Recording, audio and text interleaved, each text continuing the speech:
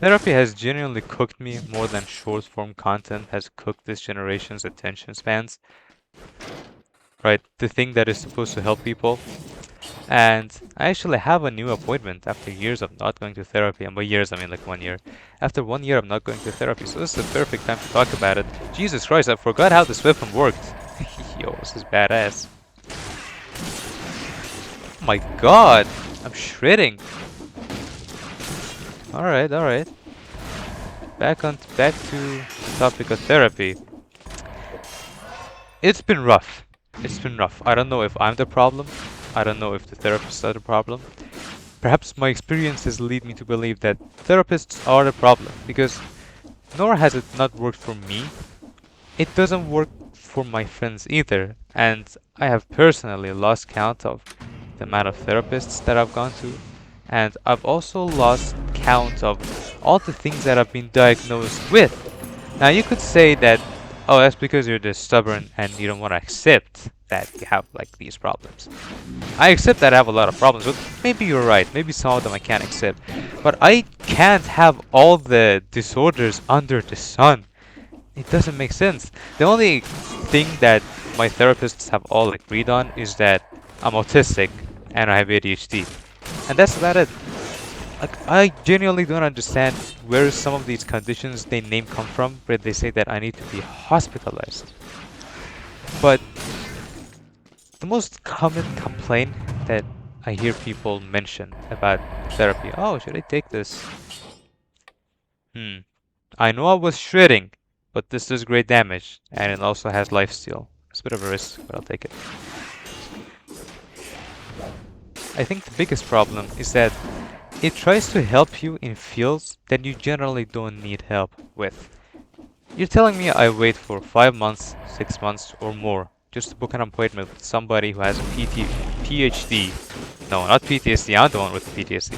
Somebody with a PhD. And they just tell me that, oh yeah, drink water and do stuff and do grounding techniques, breathe. Who are you, Andrew Tate? Breathe air? Is that the tip? It's got to be a very bipolar field, because I know the studying is hard. If it wasn't, everybody would be a therapist, because the job itself is just sitting there. If people did their job right, I'm sure it would be hard. They're trying to solve problems that people pretty much haven't been able to solve for their entire lives, but are they even trying? I don't know if you all watching can relate, but I like to think that I know my problems and I know the solution to my problems. And I assume that most people are not like this, because therapists pretty much tell you your problem and how to solve it, and they call it a day. But for the subcategory of people who know their problems and don't know the solution, I haven't found much hope, really, because I've never seen somebody like that actually make a breakthrough or make a progress. You know it, now you just gotta get up and do it, but you can't get up and do it.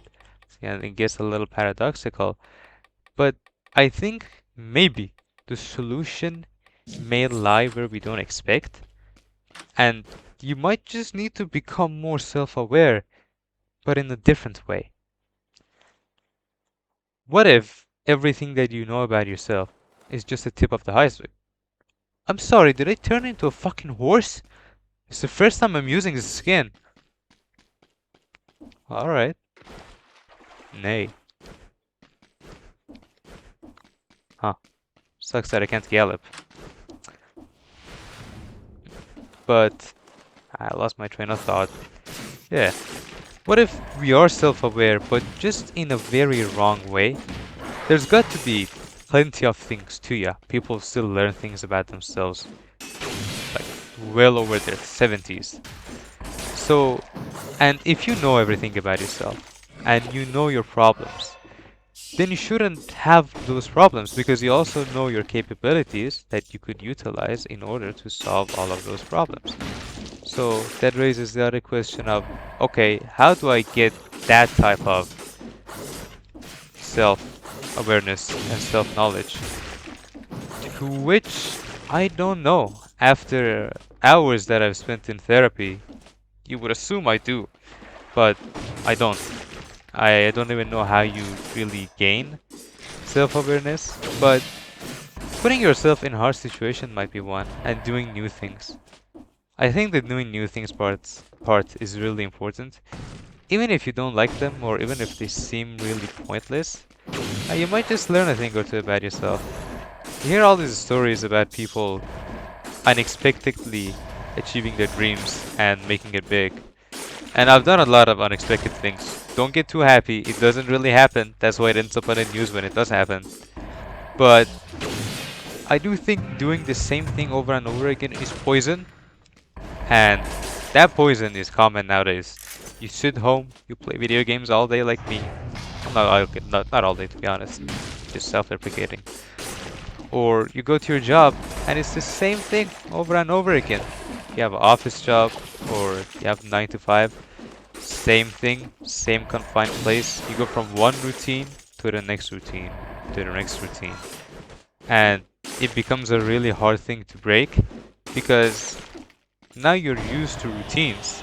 So you have to choose between not having one, which feels like shit, or keeping that, which feels like shit. And how do you force improvements when you don't really want to do things? Whipping, honestly. I don't want to be whipped. Not that kinky. But if I did have somebody in my life who would just whip me every time I didn't do what was right for me, I'd hate them. But I would genuinely be successful. Like, he would see me in Harvard, which I don't even think is impressive anymore. But you'll see me going places, man. It's just that I need to be forced to do stuff. And maybe we need to be forced to do stuff, since we can't force ourselves to do things. So maybe we can turn that into a business idea, right? Get people who really want some change. Make them legally sign a contract that makes it so you can whip them. I don't know if that's something you can do. And then just don't even improve their life. No, mold them into what you want them to be. Slowly but surely. Manipulate them into thinking that, right, this type of work is the best one, this is where improvement is. Make them scared of being a normal person. Talk about Matrix or something. And if you're good at what you're doing, once the program is over, yo, what's this? Bat folio. Here's hoping I don't die, huh? Should I buy these? Nah, I'm good. If you're good at what you're doing, once you're done, those people should just turn into your goons, your slaves. Oh, I came the wrong way. Hold on. Is there a teleporter that... Ah, it's all the way down there. Once you have your goons, man, you can't just turn it into free labor. And if not, because they may not be that stupid, you can make a lot of money off of it. And as I was talking about this, I realized that that's basically what the alpha males are doing. Just remembered I saw one of those camps where they're like, "You're nothing, you'll never amount to anything, keep doing push-ups." And they were like pouring cold water on them and whatnot.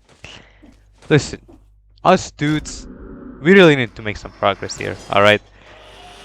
Why is it that you always choose tough love over the normal one? Like, train yourself, man. I get it, maybe dad wasn't around much, I understand. But this obsession with hardship should not be normal. You talk to those Berserk fans who think that point of the story is that suffering is amazing. I don't know where that comes from.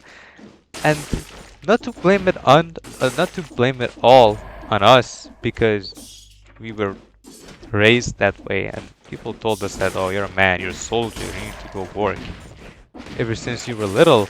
But at some point, right, at some point you gotta start respecting yourself. At some point you gotta understand that you're more than a worker. Why should you even be romanticizing something like war? You realize you're somebody else's pawn. You go to war, they sit up there and they probably I don't even know what politicians do.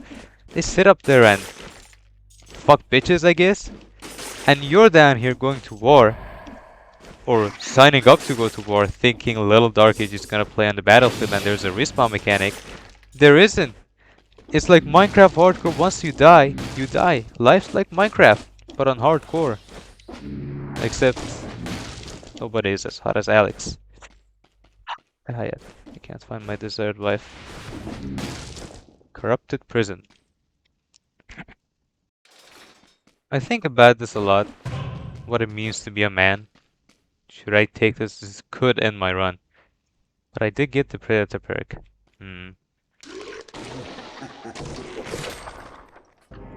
Alright. How much? That's not a lot of damage. Ah, worth it anyways, probably. Okay. I think about what it means to be a man a lot. And inevitably it leads to, well, what does it mean to be a woman? And you can say the things that everybody would probably say. Women are kind, they're expressive, they're good with their feelings and whatnot. But you can find cultures throughout history where men have been that way too. I don't know if their women were any different. I know there are some cultures where gender roles are pretty much reversed. Let me finish this thought before I end the video.